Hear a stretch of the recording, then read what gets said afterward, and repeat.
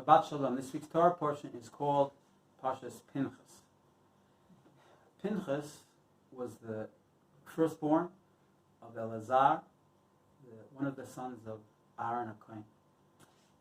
Only problem is that he was himself not a Kohen. His uncles were Kohanim, were priests. His cousins were Kohanim. Even his brothers were Kohanim. But he was not a Kohen. Why is that? Because Pinchas was born before the divine decree of God announcing that all of Aaron's sons and future descendants will take the place of the firstborn of the Jewish people, and all of the descendants of the future descendants of Aaron will become the priests, the people to serve Hashem in the Holy Temple. Okay, I'm not sure about other people, but I know with myself, if my uncles were all Kohanim, my cousins were all Kohanim, my brothers were all Kohanim, and I wasn't a Kohen, that would have an effect on my life. I would want to, low profile, stand on the side, not to be in the limelight.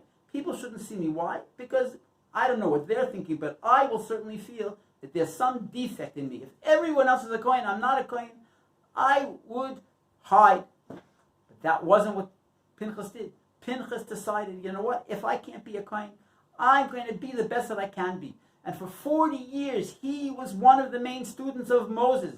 Every day, studying away, learning the Torah that was on a regular basis being revealed from heaven. And he was one of the greatest scholars. And so when it came to just a short time before the Jewish people were going to enter Eretz Yisrael, and there was a rebellion against Moses, okay, and one of the leaders of the tribe of Shimon, Zimri, took a not Jewish consort, and all of the wise men were crying, and even Moses himself didn't know what to do. And who remembered the law?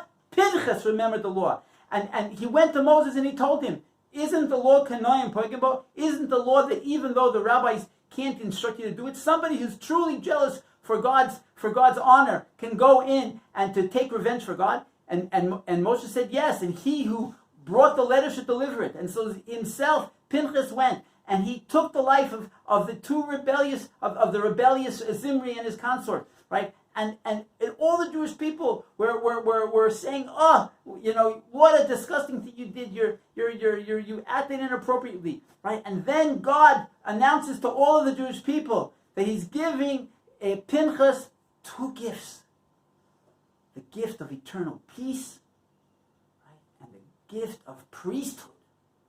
Right? The one thing that Pinchas wanted his whole life to be a priest, God gave it to him as a gift. Not only did Pinchas transform the world, he stopped the plague, he stopped God's honor, he was jealous for God. Not only did he stop the plague, he also got what he wished for. The same thing for each of us. A person follows their destiny. A person who uses all their strengths to the max. A person who doesn't hide. He understands that when God stops one path, He's opening up a different path. A person who behaves that way, what happens? Not only will he transform the world for the good, he will also be gifted by God all the things that he ever wanted. Shabbat Shalom.